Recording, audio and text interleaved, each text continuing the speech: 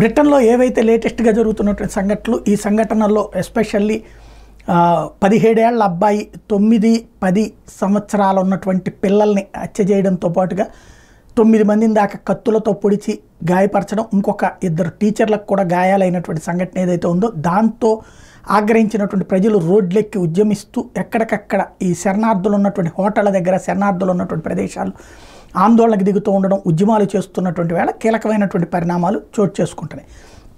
అందులో స్పెషల్ ఏంటయ్యా అంటే ఏదైతే మన అక్కడ ఉన్నటువంటి కొత్త ప్రధానమంత్రి గారు ఇచ్చినటువంటి పిలుపు సెల్ఫ్ డిఫెన్స్ చేసుకునే అధికారం మీకుంది అని చెప్పాడు. దాంతో ఇప్పుడు శరణార్థులు బ్రిటన్ పౌరుల మీద దాడులు చేస్తున్నారు. ఎట్లాగా? కర్రలు, రాళ్లతో దాడులు చేస్తున్నారు.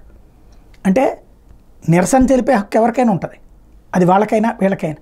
కానీ వీళ్ళు వాళ్ళ మీద దాడి చేయడము తప్పే, దానికి వాళ్ళు వీళ్ళ మీద దాడి చేయమని చెప్పి ప్రోత్సహించడము తప్పే. ప్రస్తుతం బ్రిటన్ ప్రజలు బ్రిటన్ ప్రభుత్వాన్ని తమ రక్షణ కోసం కోరే స్థాయికి చేరడమే విశేషం.